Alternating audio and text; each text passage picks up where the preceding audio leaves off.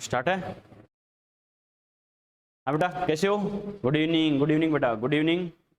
Prince, छवि, बढ़िया। अब तो पूछूंगा बेटा अभी तो चलो कैसे हो? बढ़िया।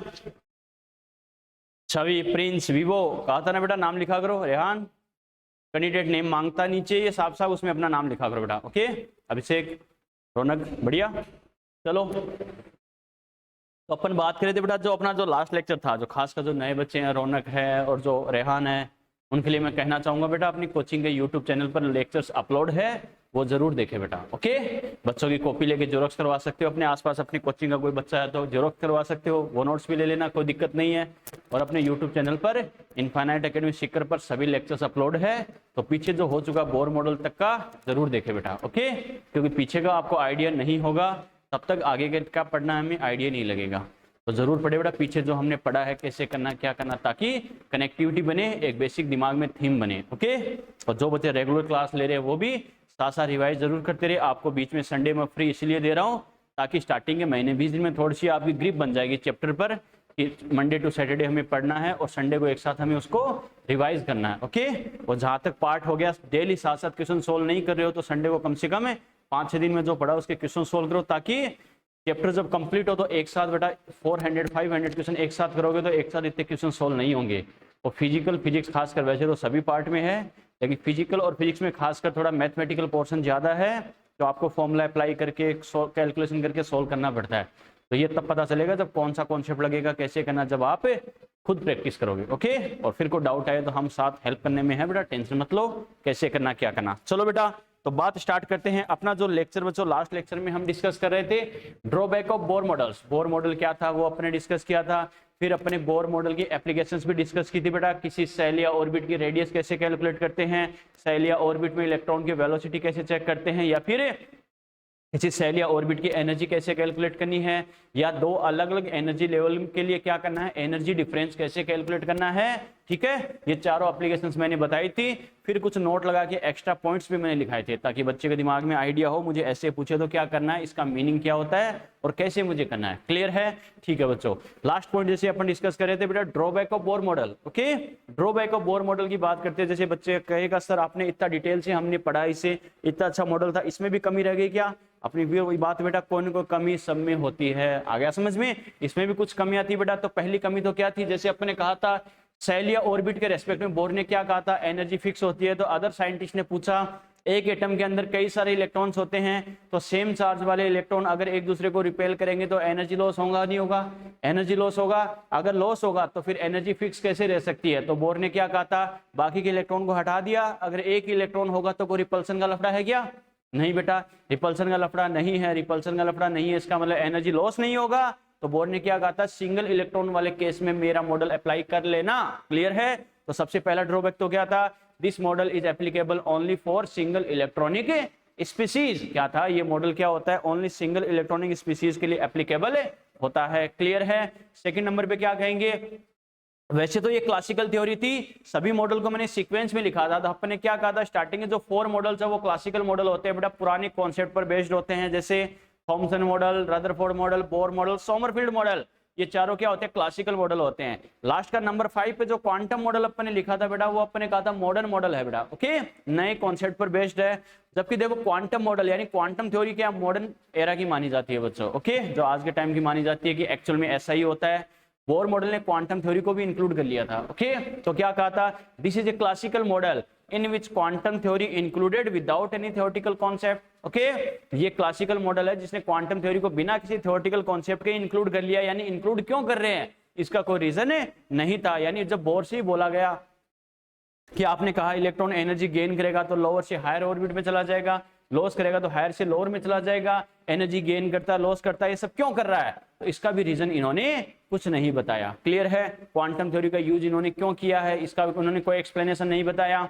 एक बच्चों बोर ने क्या कहा था, बोर ने कहा था इलेक्ट्रॉन उन्हीं सेल या ऑर्बिट में रिवॉल्विंग करता है जिनका एंगुलर मोमेंटम h/2π का इंटीजर मल्टीपल होता है, यानी nh/2π होता है। अपने लिखा था J = mvr = nh/2π, लिखा था ना, यस और नो? तो ये ध्यान रखना।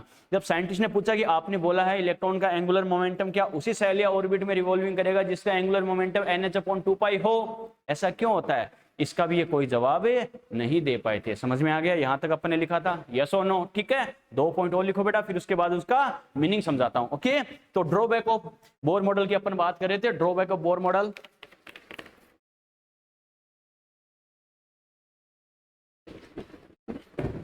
लिखो। नेक्स्ट लिखो, ड्रॉबैक में 2 पॉइंट और लिखते हैं, फिर इसको एक्सप्लेन करता हूं। लिखो, this model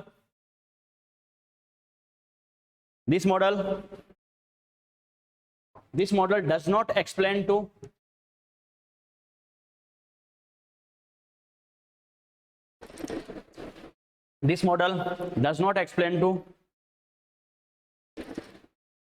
dividation of spectrum lines. This model does not explain to dividation of spectrum lines into many micro spectrum lines.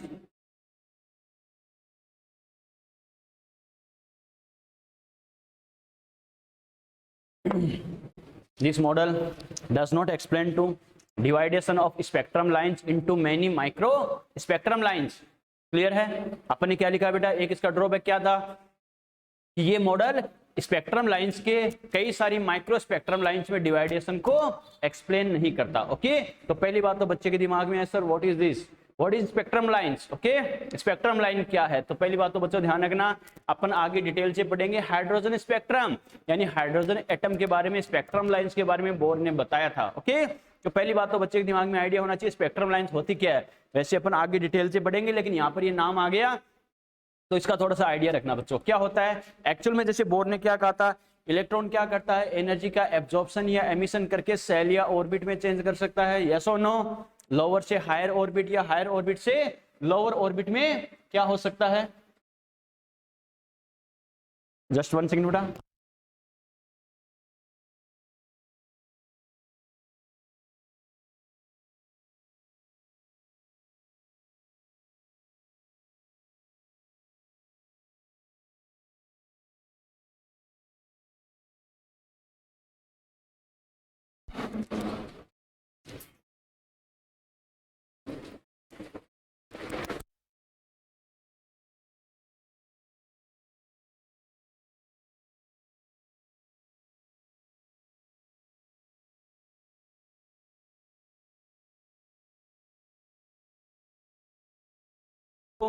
अपन ने क्या कहा बेटा? देखो, अपन ने क्या बोला कि ये जो स्पेक्ट्रम लाइंस का मतलब क्या होता था। जैसे बोर ने क्या कहा था कि एटम इलेक्ट्रॉन क्या करता है, एनर्जी का एमिशन या एब्जॉर्प्शन यानी लॉस या गेन करके क्या करता है, सेल या ऑर्बिट में चेंज करता है। क्लियर है? इसका मतलब इलेक्ट्रॉन सेल या ऑर्बिट में एक चेंज कब करेगा? चेंज मतलब या तो लोअर ऑर्बिट से हायर ऑर्बिट में जाएगा या फिर हायर ऑर्बिट से लोअर ऑर्बिट में चला जाता है। ओके, ये कब करता है? एनर्जी का एब्जॉर्प्शन या एमिशन करके। ओके, लॉस या गेन करके। इंग्लिश मीडियम है ना, हिंदी मीडियम है ये अपना, इंग्लिश मीडियम वैसे बेटा कोई बात नहीं, अलग से करेंगे कुछ।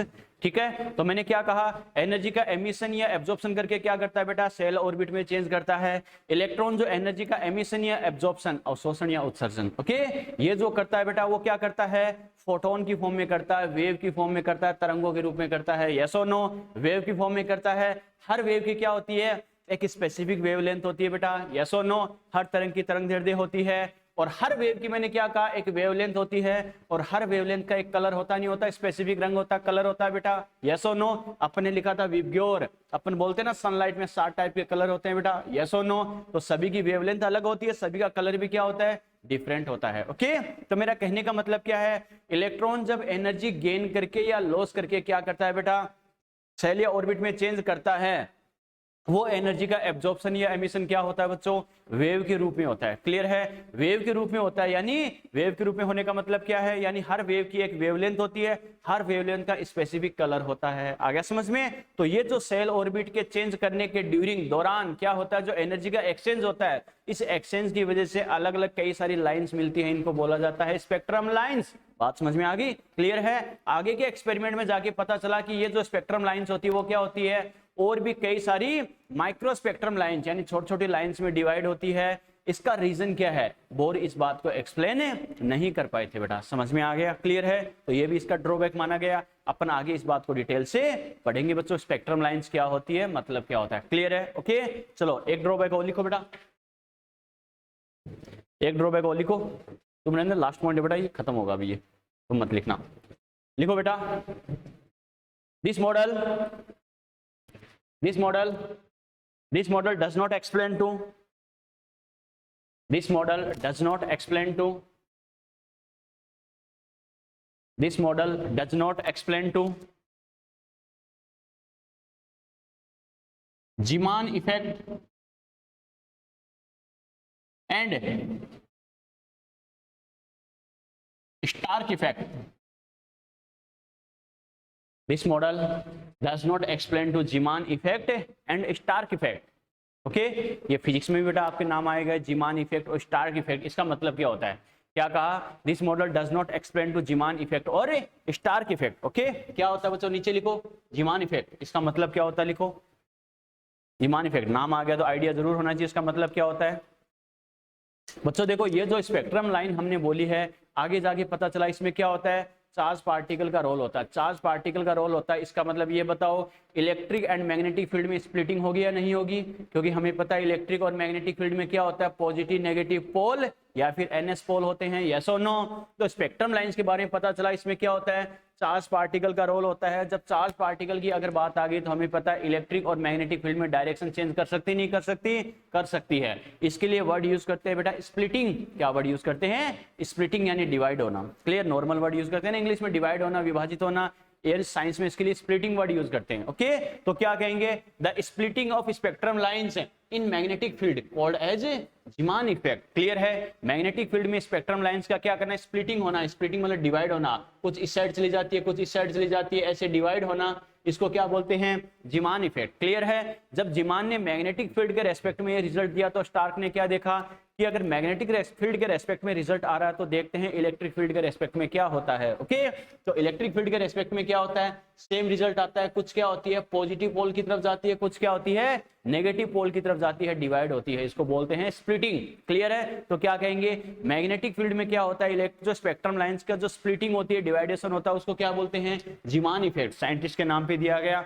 और इलेक्ट्रिक फील्ड में जो स्प्लिटिंग होती है उसे क्या बोलते हैं, स्टार्क इफेक्ट। क्लियर है, लिखो बेटा, लिखो जीमान इफेक्ट के आगे लिख लो, the splitting of spectrum lines, the splitting of spectrum lines, the splitting of spectrum lines, the splitting of spectrum lines, the splitting of spectrum lines in magnetic field, the splitting of spectrum lines, splitting ये लिखा बेटा, the splitting of spectrum lines in magnetic field called as Zeeman effect.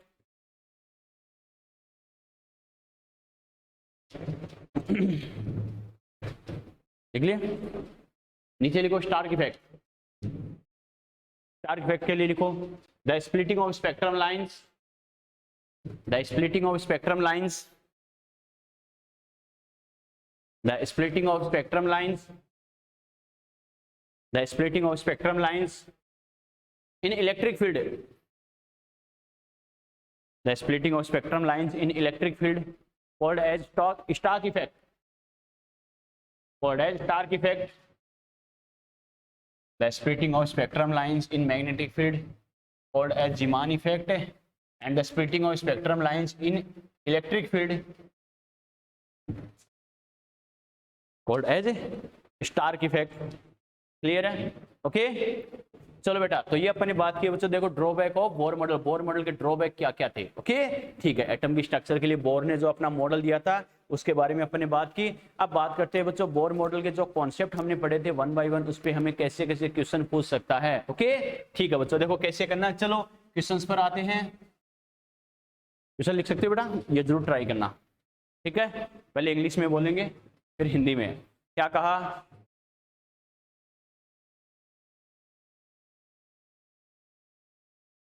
क्या कहा sir, ये spectrum lines का colour fix होगा या कुछ भी हो सकता है। बेटा ये करेगा उसकी वेवलेंथ पर, आ गया समझ में। जैसे अपन ने क्या कहा था, विबग्योर में हमें पता है अलग अलग 7 टाइप के कलर्स होते हैं, सभी की वेवलेंथ भी डिफरेंट होती है, नहीं होती, डिफरेंट होती है बेटा। ओके तो क्या होगा, यानी किस वैल्यू की एनर्जी का एब्जॉर्प्शन या एमिशन हो रहा है, बात समझ में आई, किस वैल्यू की एनर्जी का एब्जॉर्प्शन या एमिशन हो रहा है, एनर्जी अगर डिफरेंट डिफरेंट हो सकती है तो फ्रीक्वेंसी डिफरेंट हो सकती है, फ्रीक्वेंसी डिफरेंट हो सकती है तो वेवलेंथ डिफरेंट हो सकती है। मैक्सवेल थ्योरी में मैंने एक एक चीज बताई थी, एनर्जी, फ्रीक्वेंसी, वेवलेंथ, इनका रिलेशन याद है ना। तो एनर्जी यानी एनर्जी डिफरेंट हो सकती है तो फ्रीक्वेंसी डिफरेंट हो सकती है, फ्रीक्वेंसी डिफरेंट हो सकती है तो वेवलेंथ डिफरेंट हो सकती है, वेवलेंथ डिफरेंट हो सकती है तो कलर डिफरेंट हो सकता है। समझ में आ गया? तो फाइनली मैं क्या कहूंगा, स्पेक्ट्रम लाइंस का कलर किस पे डिपेंड करेगा बेटा, यानी किस वैल्यू की, कितनी वैल्यू की एनर्जी का लॉस या गेन हो रहा है। समझ में आ गया? क्लियर है? ओके चलो बच्चों लिखो बेटा, क्वेश्चन लिखो, इसके बाद मैं हिंदी में बोल दूंगा, ठीक है? इनको लिखाने के बाद लिखो, calculate the energy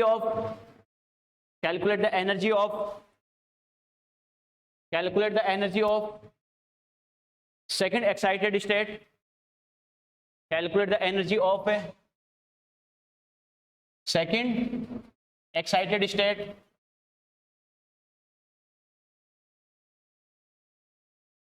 of Li+2 atom, calculate the energy of second excited state of Li+2 atom, ठीक है?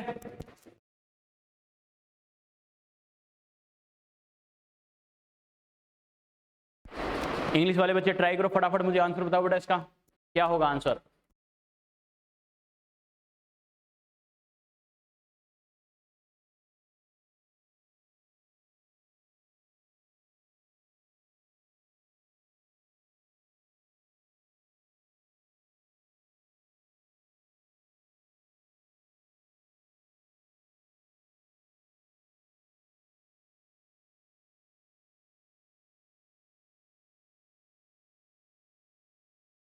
चलो प्रिंस, छवि, अभिषेक, आंसर बताना था बेटा आपको।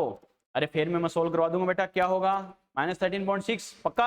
अभिषेक क्या होगा? रौनक कुछ आइडिया बेटा एनर्जी का कॉन्सेप्ट? प्रिंस 13.6 क्या माइनस? छवि पक्का? पक्का? छवि अभी तक आंसर नहीं आया बेटा तुम्हारा। चलो बात करते हैं बेटा, देखो कैसे करना है, क्या करना है। देखो अब मैंने क्या कहा, बिल्कुल वेरी गुड बच्चों। देखो क्या करना है, सीधा जैसे मैंने एनर्जी का फॉर्मूला लिखाया था उसके नीचे मैं 2 क्वेश्चन करवा देता था। आप क्या करते हैं, खाली कैलकुलेशन सीखते और क्या सीखा कि सर ऊपर फॉर्मूला लिखाया था उस पे नीचे 2 क्वेश्चन करवा दिए। पता है इसी फॉर्मूले को काम में मुझे लेना है, लेकिन अपन को टाइम पास नहीं करना बेटा, दिमाग चलाना है। ओके, दिमाग कब चलेगा? जब पूरा बोर मॉडल हमने पढ़ लिया है, पूरा बोर मॉडल पढ़ गया, अब हमें पता चले क्या हमें बोला है और कौन सा कॉन्सेप्ट काम में लेना है। क्लियर है? उसके अकॉर्डिंग हमें ट्राई करना है। कैसे करना समझना। सबसे पहले क्या बोला है, calculate the energy of second excited state of Li+2 atom. Li+2 atom की दूसरी उत्तेजित अवस्था की ऊर्जा ज्ञात करो। तो सबसे पहले एनर्जी का कॉन्सेप्ट दिमाग में आना चाहिए। एनर्जी का कॉन्सेप्ट क्या होता है बेटा, -13.6 मल्टीप्लाई बाय क्या होता है, Z²/n² इलेक्ट्रॉन वोल्ट पर एटम। ये हम एनर्जी का फॉर्मूला पीछे लिख चुके हैं बेटा। ओके ठीक है। ई का मतलब है बच्चों एनर्जी, ठीक है? एनर्जी मतलब ऊर्जा। किस सेल की एनर्जी की आप बात कर रहे हो, कौन सी की? First cell, second cell, third cell, fourth cell. Okay ठीक है। जेड क्या है, जिस एटम की आप बात कर रहे हो उसका एटॉमिक नंबर, ठीक है? फिक्स परमाणु का परमाणु क्रमांक। ओके ठीक है। एन क्या है, सेल, कोश या कक्षा। हमें पता है जैसे न्यूक्लियस होता है, नाभिक होता है, उसके चारों तरफ कई सारी सेल होती है जहां पर इलेक्ट्रॉन प्रेजेंट होते हैं, कोश या कक्षा। ओके उसका नंबर है। फर्स्ट सेल होगी तो एन की वैल्यू 1, सेकंड होगी तो 2, थर्ड होगी तो 3। क्लियर है? ठीक है बेटा। तो अपन को क्या करना है बच्चों, इसका मतलब सर देखो कैसे कर सकते हैं। जेड, मुझे एटम कौन सा दे रखा है बेटा, लिथियम की बात कर रहा है। लिथियम का एटॉमिक नंबर जैसे पीरियोडिक टेबल अपन बोलते हैं ना, हाइड्रोजन, हीलियम, लिथियम, यस और नो, कितने नंबर पर आता है बेटा? थर्ड नंबर पे आता है। तो इसका एटॉमिक नंबर तो कितना हो गया, 3 हो गया। जेड की वैल्यू 3 हो गई। क्लियर है? अब मुझे क्या बोला है, एन, एन की वैल्यू कितनी होगी बेटा? अरे एन की वैल्यू 2 लेंगे ना, एन की वैल्यू 2 लेंगे या नहीं लेंगे? छवि, एन की वैल्यू कितनी होगी बेटा? अभिषेक कितनी होगी? 3 होगी बेटा। शाबाश। क्यों? ये क्या बोल रहा है, सेकंड एक्साइटेड स्टेट है। अरे सेकंड एक्साइटेड स्टेट है बेटा, सेकंड एक्साइटेड स्टेट है, इसका मतलब एन बराबर कितना हो गया, 3 हो गया। क्योंकि अपन ने क्या कहा था, nth एक्साइटेड स्टेट होगी तो इलेक्ट्रॉन n से एक ज्यादा वाली सेल में होगा। यस और नो? अरे पहली सेल में बच्चों एक्साइट होने का मतलब क्या, बिल्कुल थर्ड होगा। देखो एक्साइट होने का मतलब क्या है, एनर्जी बढ़ जाना। ठीक है, हम बोलते हैं ना एक्साइट क्यों हो रहा है, एनर्जी बढ़ गई। इसका मतलब बात समझ में आई क्या? एक्साइट का मतलब है एनर्जी बढ़ जाना। एनर्जी बढ़ेगी तो क्या होगा, सीधी सी बात है, ऊपर वाली सेल में चला जाएगा। फर्स्ट टाइम एक्साइट होगी तो फर्स्ट से सेकंड में जाएगा, सेकंड टाइम एक्साइट होगा तो सेकंड से थर्ड में चला जाएगा। इसका मतलब एक बार एक्साइट हुआ तो फर्स्ट से सेकंड में आ गया, मतलब फाइनली सेकंड में है। दूसरी बार एक्साइट हुआ तो दूसरी से तीसरी, सेकंड से थर्ड में चला जाएगा। इसका मतलब दूसरी एक्साइटेड स्टेट है तो फाइनली वो कहाँ पर है, थर्ड सेल में है बेटा। समझ में आ गया, ये वर्डिंग का ध्यान रखना है, एक एक चीज अपनी इसलिए पढ़ी थी। क्लियर है? इसका मतलब एन की वैल्यू कितनी होगी, 3 होगी। जेड हमें पता ही है, इसका मतलब मुझे क्या करना है, थर्ड सेल की एनर्जी मुझे पूछ रहा है indirectly, -13.6 multiply by Z. Lithium की बात करें तो जेड की वैल्यू कितनी है, 3 का स्क्वायर अपॉन एन की जगह कितना लिखूंगा बेटा, 3 का स्क्वायर लिखूंगा। तो क्या लिखूंगा, 3 का स्क्वायर इलेक्ट्रॉन वोल्ट पर एटम, ये एनर्जी का फॉर्मूला होता है बेटा। ओके, 3 का स्क्वायर उड़ा सकते हैं, यस और नो? ठीक है, तो फाइनली मेरे पास क्या बच गया बेटा, energy equal to -13.6 electron volt पर एटम ही आ जाएगी। समझ में आया कैसे किया? क्लियर है? नोट करो बेटा।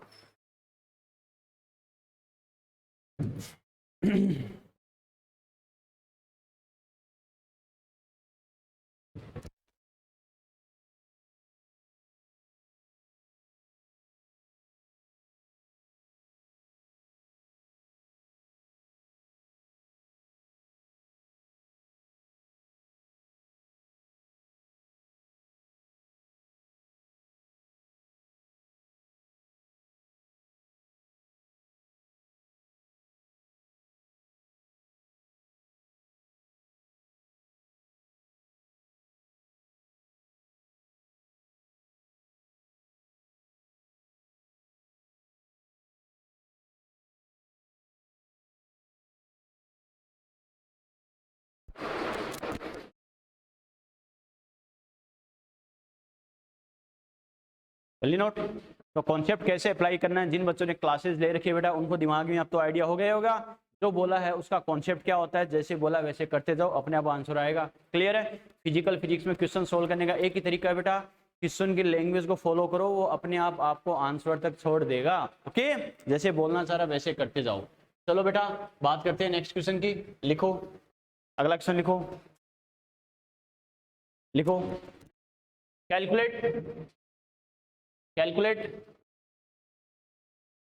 the radius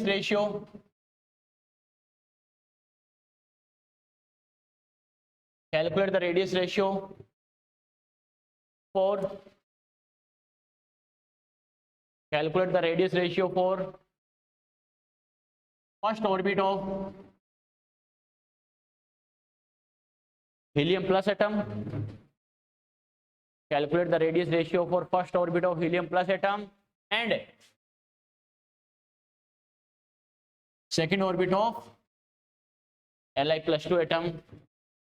Calculate the radius ratio for first orbit of helium plus atom and second orbit of Li plus 2 atom.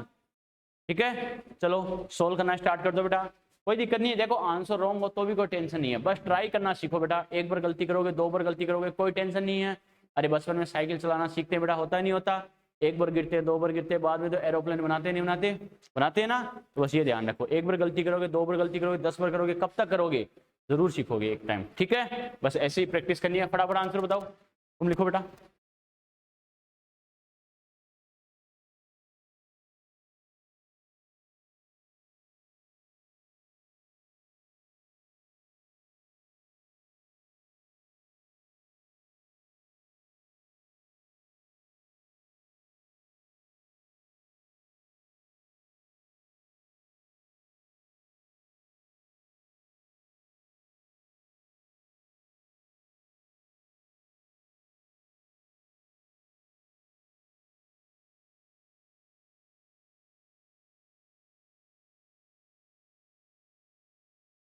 चलो देखो बेटा, पहली बात ध्यान रखना, यहाँ आपको डेसिमल में ऑप्शन नहीं देगा, इतना पॉइंट ये नहीं देगा, ये बाई ये, बस सीधा ये दे देगा, कोई दिक्कत नहीं। आपको कैलकुलेशन चेक नहीं करनी, बस इतना बता देना ये बाई ये, तो भी काम चल जाएगा। क्लियर है?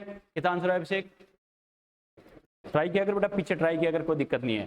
फिर मैं करवा दूंगा, लेकिन कॉपी के पीछे या रफ कॉपी जरूर निकाल के रखो, ट्राई जरूर किया करो कि मुझे कैसे करना है। ठीक है रौनक, आंसर आया? फॉर्मूला याद नहीं है, कोई बात नहीं। प्रिंट छवि, कितना आंसर आया बेटा?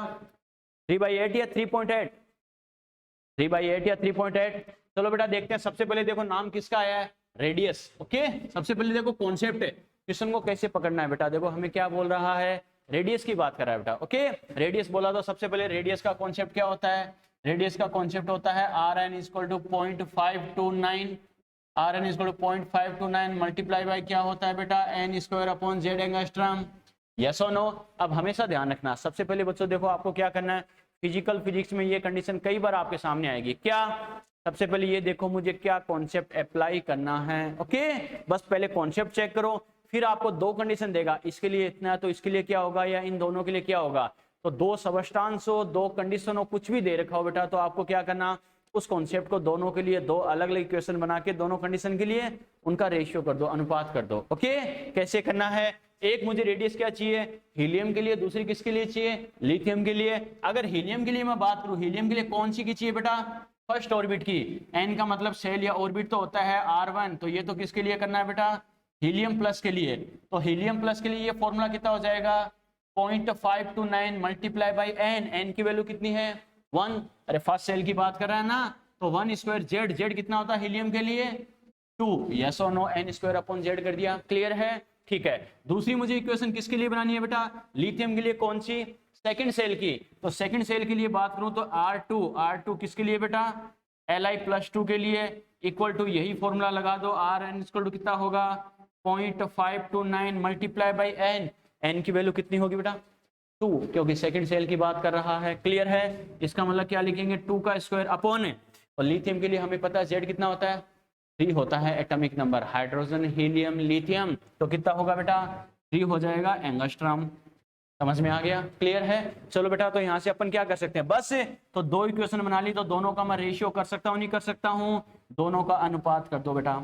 समझ में आ गया, यस और नो। एक इक्वेशन मैंने क्या करी हीलियम प्लस के लिए बना ली, दूसरी इक्वेशन किसके लिए Li+2 के लिए, और दोनों इक्वेशन का क्या करो रेशियो कर दो। क्लियर है, ठीक है। अब क्या करना बच्चों, जो कट रहा है उसे काट दो, बच रहा है उसे बचा दो। अरे ये सेम है, इसको उड़ा सकता हूँ नहीं उड़ा सकता हूँ, इसको उड़ा दो बच्चों। तो ऊपर हमारे पास क्या बच गया बेटा 1 का स्क्वायर यानी 1 अपॉन 2, और ये 2 का स्क्वायर मतलब कितना 4/3। 4 स्टेप हो गए, तो मैं क्या करूंगा 1/2 मल्टीप्लाई बाई क्या हो जाएगा 3/4। यस और नो, अरे समझ में आ गया। तो मेरे पास रेशियो कितना आ गया 3/8। समझ में आया कैसे करना, क्लियर है, यस और नो। प्रिंस तुम्हारा आंसर था क्या, ये छवि तुम्हारा आंसर क्या था बेटा, समझ में आ गया अब कैसे करना, क्लियर है, नोट करो।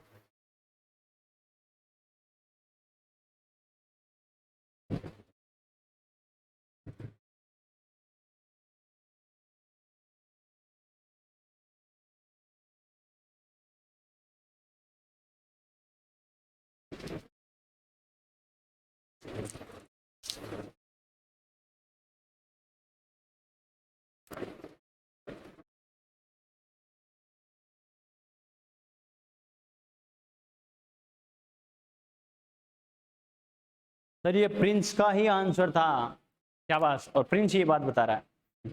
चलो बहुत अच्छे, ऐसे बच्चे चाहिए मुझे क्लास में।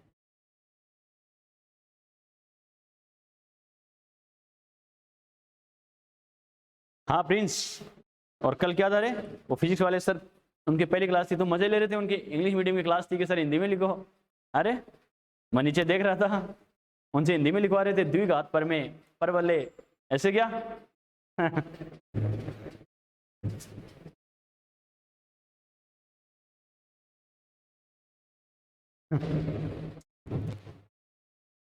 वो तो सर को मैंने क्लास के बाद बताया कि इंग्लिश मीडियम की क्लास थी, हिंदी में क्यों लिख रहे थे, बोले बच्चे कह रहे थे, वो बच्चा मुझे पता चल गया बिल्कुल प्रिंस ही होगा, वो थोड़ा नोटी है।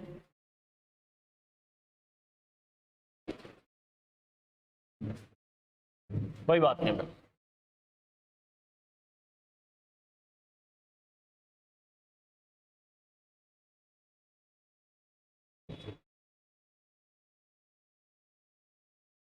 चलिए चलो नेक्स्ट क्वेश्चन लिखो, लिखो।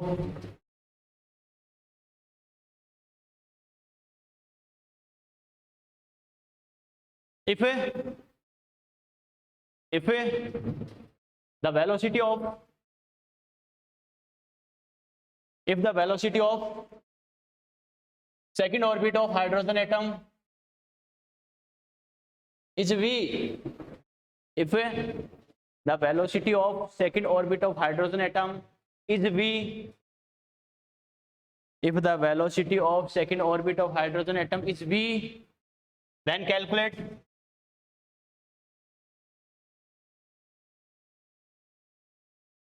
Calculate the velocity of third orbit of helium plus atom, then calculate the velocity of third orbit of helium plus atom, then calculate the velocity of third orbit of helium plus atom. चलो start हो जाओ।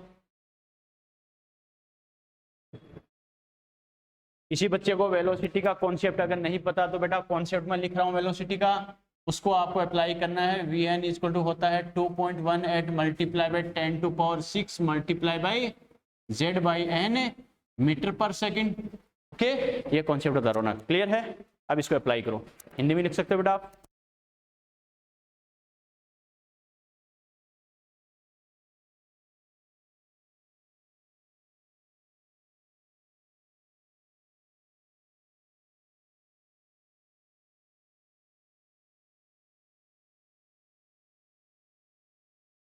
To we by three देखते हैं बेटा, sure यही है क्या? देखते हैं, श्योर करो।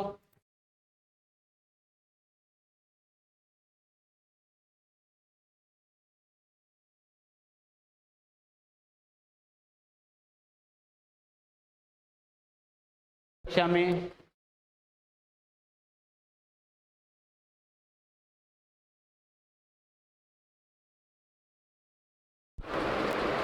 प्रिंस 2v/3 पक्का यही है क्या?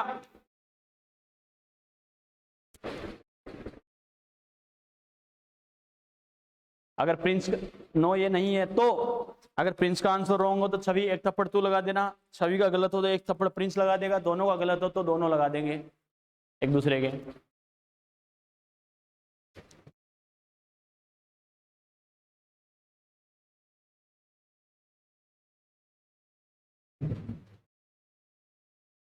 कॉन्सेप्ट बोर्ड पे लिखा है, उसको अप्लाई करना आपको।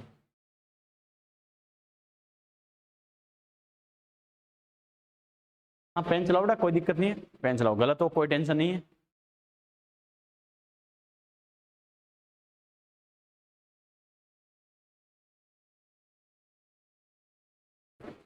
v/3 अब पक्का प्रिंस थप्पड़ लग सकता है बेटा, देख ले छवि तैयार हो रहा है। छवि अगर आंसर नहीं आया तो भी थप्पड़ लगेगा, ध्यान रखना।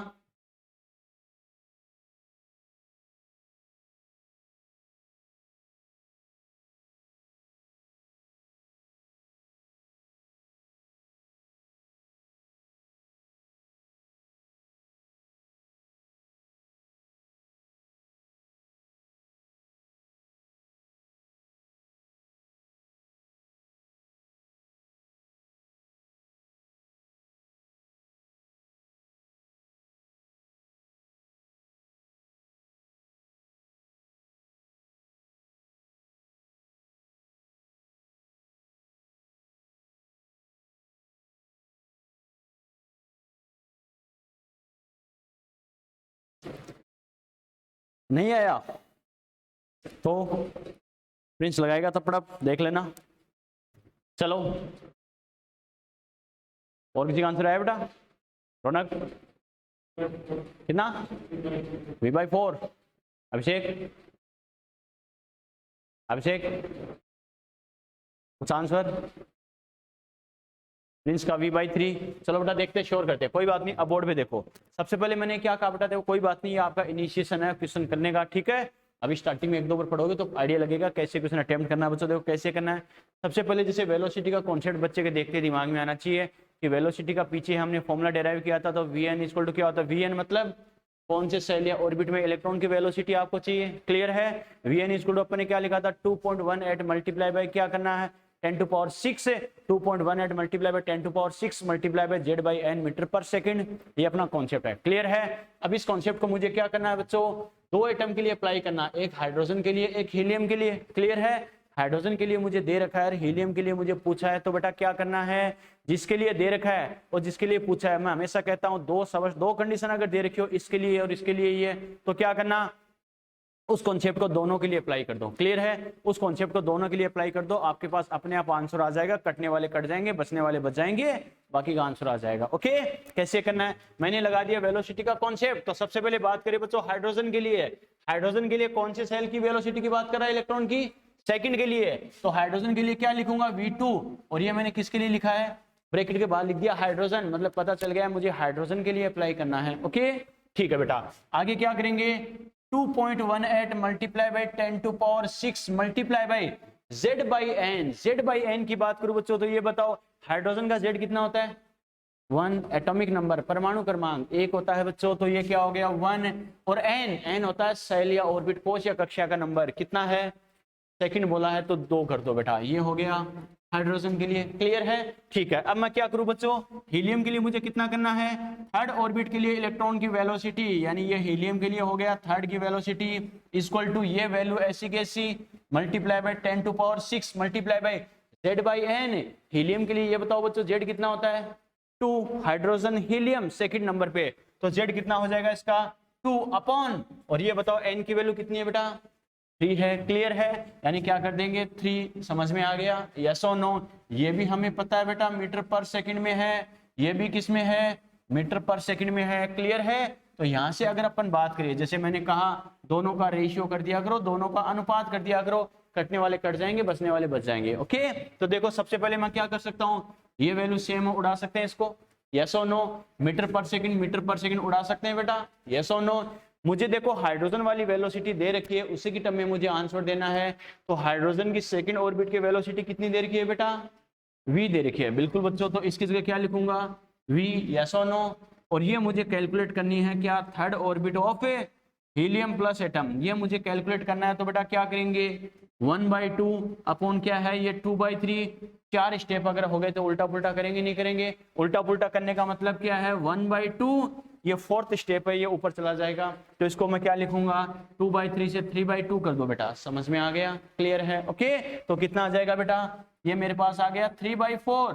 क्लियर है, लेकिन ये 3/4 किसकी वैल्यू आ गई, ये देखो बच्चों हमारे पास ये वैल्यू किसकी आई है V, और क्या आ गया V3 ऑफ हीलियम प्लस, इसकी वैल्यू आई है क्या 3/4, लेकिन मुझे क्या चाहिए हीलियम वाली वैल्यू चाहिए। तो बच्चों क्या करूंगा, अरे इसको उल्टा कर सकता हूं नहीं कर सकता हूं, दोनों को उल्टा कर दो बेटा, कैसे V3 of helium upon V equal to, इसको मैंने ये अपॉन ये किस गए, ये अपॉन ये कर दिया, इसको इनवर्स कर दिया, अपोजिट कर दिया, इसको भी अपोजिट कर देंगे, तो ये कितना हो गया 4/3, यस और नो। अरे हुआ या नहीं हुआ, क्लियर है, ठीक है। और थर्ड ऑर्बिट ऑफ है हीलियम प्लस इक्वल टू, ये मेरे पास कितना आ जाएगा V को मल्टीप्लाई कर दो, कितना हो जाएगा 4V/3। समझ में आ गया कैसे किया, यस और नो, ठीक है, ऐसे करना था। क्लियर है, नोट करो बेटा।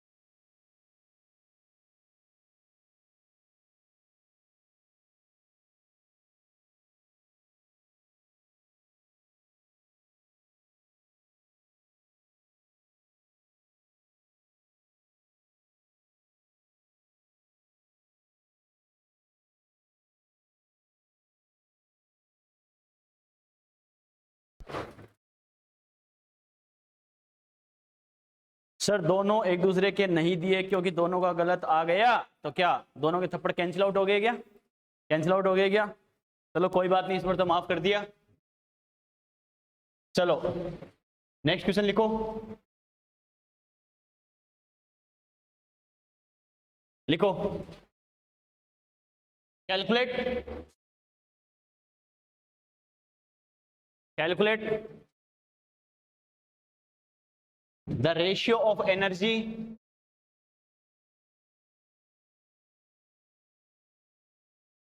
Calculate the ratio of energy, calculate the ratio of energy for second and third excited state of beryllium plus 3 atom, Be plus 3 atom. Calculate the ratio of energy for second and third excited state of Be plus 3 atom. Okay, ठीक है, start हो जाओ, टूट पड़ो।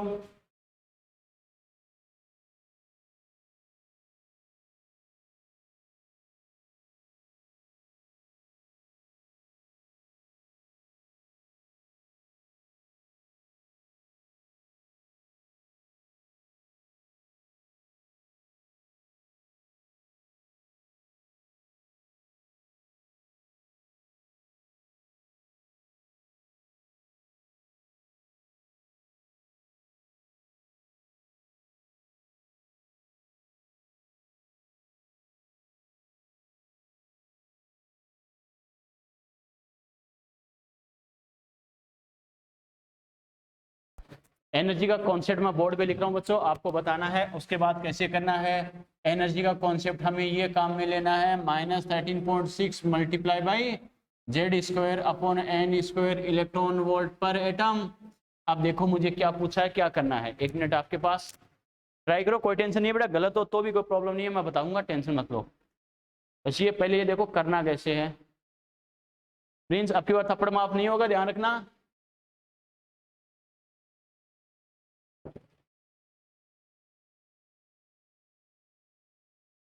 सोच लेना सभी।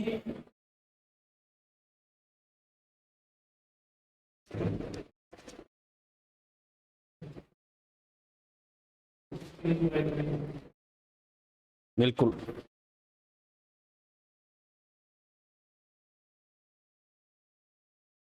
बाकी बच्चे ट्राई करो, कोई दिक्कत नहीं है, गलत हो कोई टेंशन नहीं है। बस ये देखो मैं अप्लाई कैसे कर सकता हूं।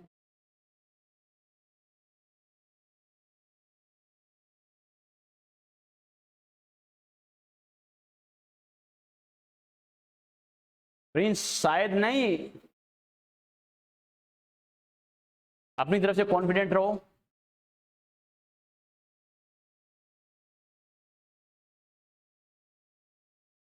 ठीक है, छवि इसका अलग आ रहा, प्रिंस का देख ले।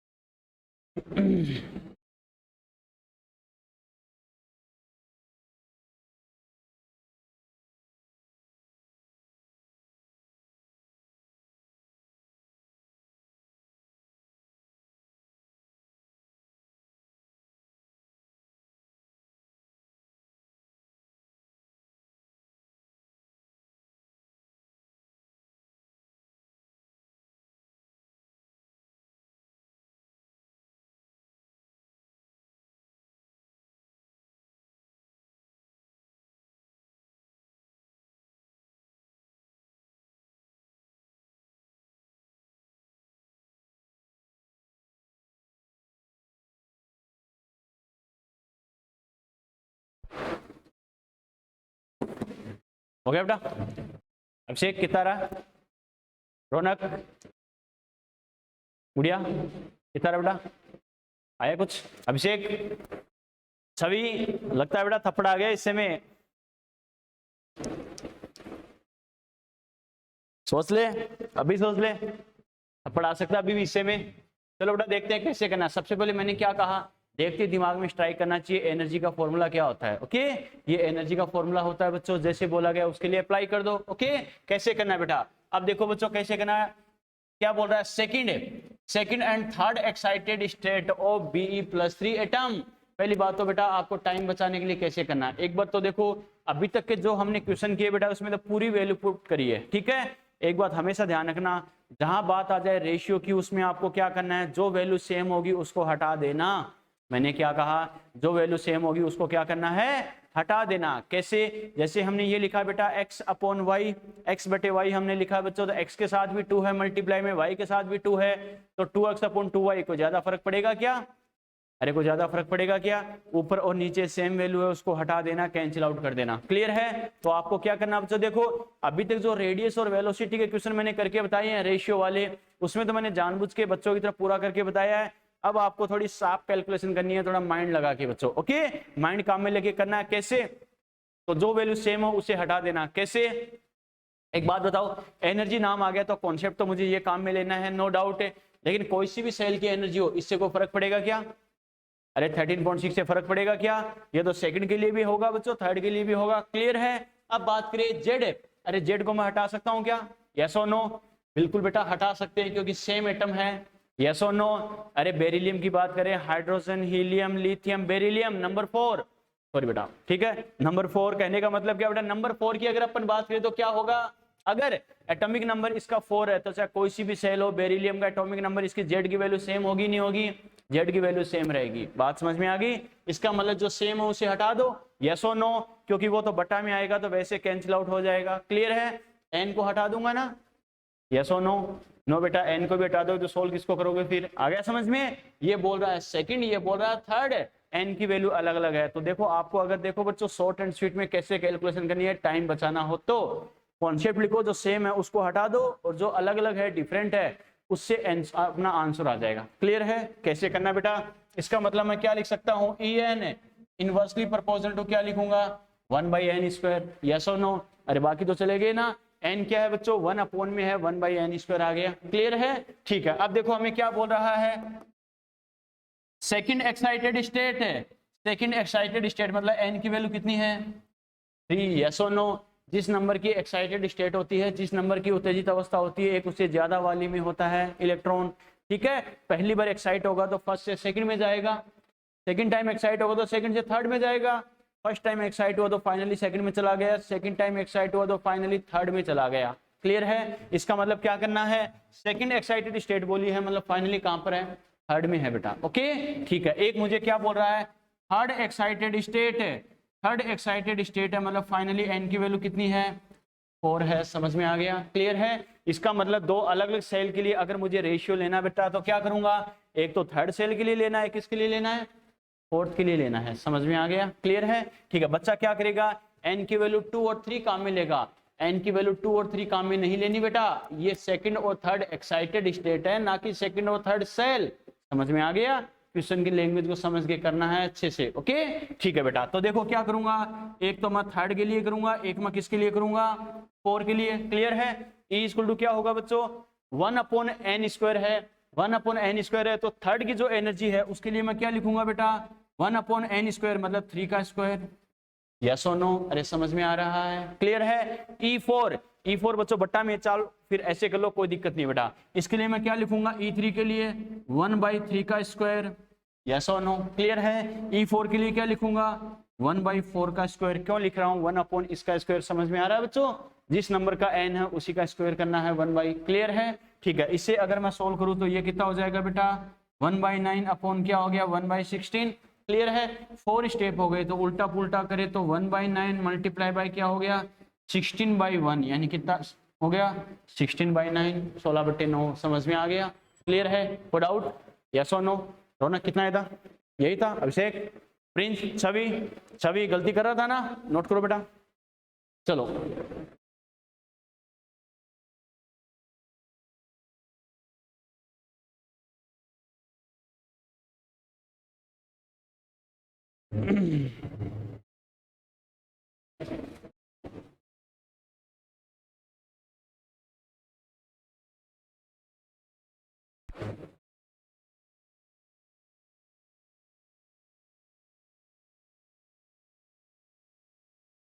बाद में सही कर दिया था, कोई बात नहीं।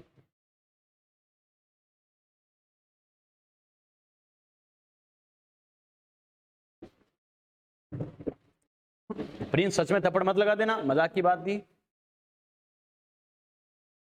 कहीं तो छवि को चिपका दे मौका देख के।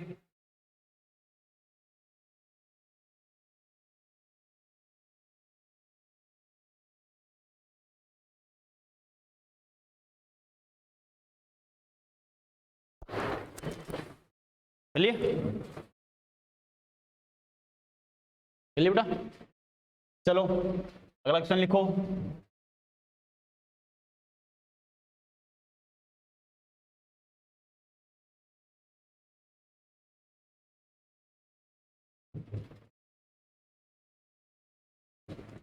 लिखो बेटा, लिखो। If the radius ratio, next question लिखो। If the radius ratio, if the radius ratio is 1:9, if the radius ratio is 1:9 for,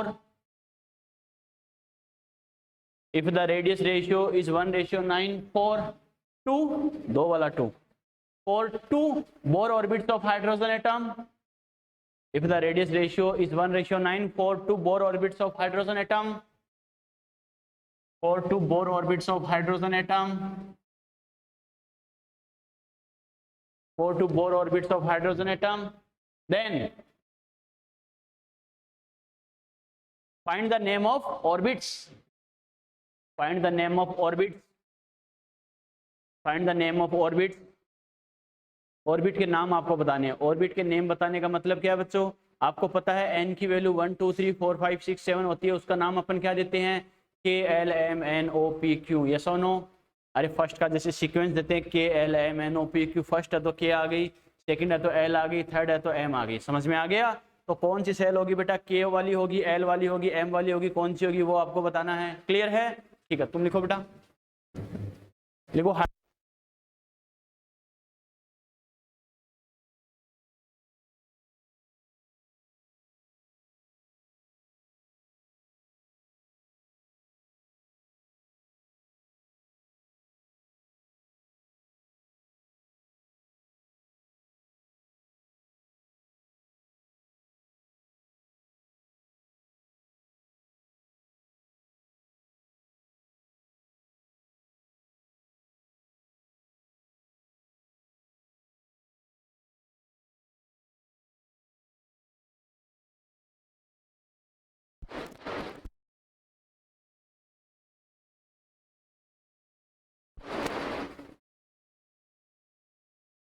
चलो, रेडियस का कॉन्सेप्ट क्या होता है ये आपको पता है बेटा। अब ट्राई करो कैसे करना है, कोई बात नहीं, गलत हो कोई टेंशन नहीं है, ट्राई करो।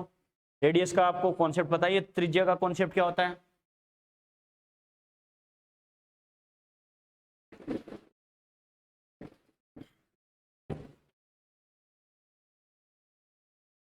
छवि का आ रहा सर के एंड एल,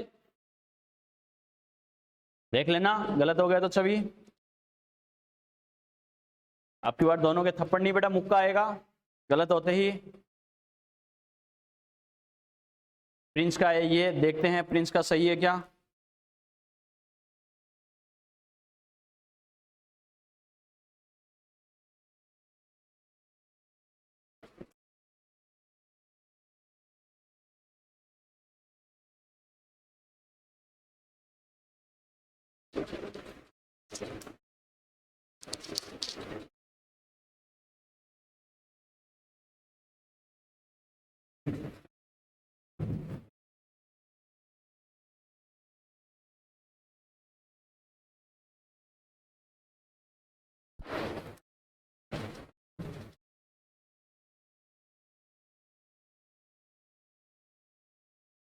है बेटा आंसर।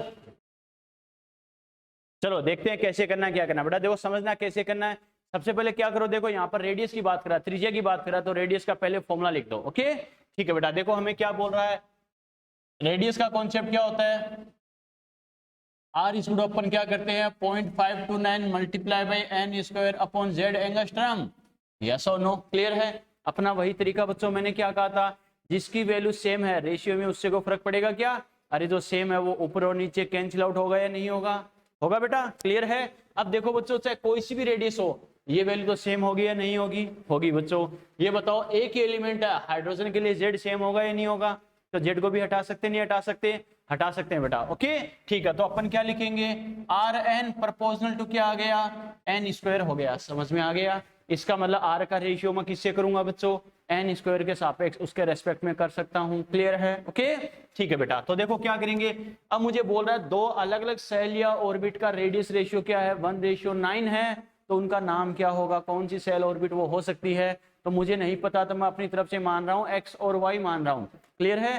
कौन सी सेल ऑर्बिट मान रहा हूँ, एक को मैं एक्स मान रहा हूँ, दूसरी को मैं क्या मान रहा हूँ बेटा, वाई मान रहा हूँ। ठीक है, उनका नाम अपने आप आ जाएगा। कैसे? इसका मतलब मैं क्या लिखूंगा, जो सेल होती है बेटा उसी की तो रेडियस लेंगे, यस और नो। इसका मतलब मैं क्या लिखूं, अगर मैं ये लिखूं आर एक्स क्या लिखूंगा बेटा, R X upon R Y, दोनों का मैं रेशियो कर दूं। मैंने सेल ऑर्बिट क्या मानी है, एक्स और वाई मान ली। क्लियर है? ठीक है, तो यहां पर मैं क्या लिखूंगा, एन एक्स का स्क्वायर अपॉन क्या लिखूंगा, एन वाई का स्क्वायर।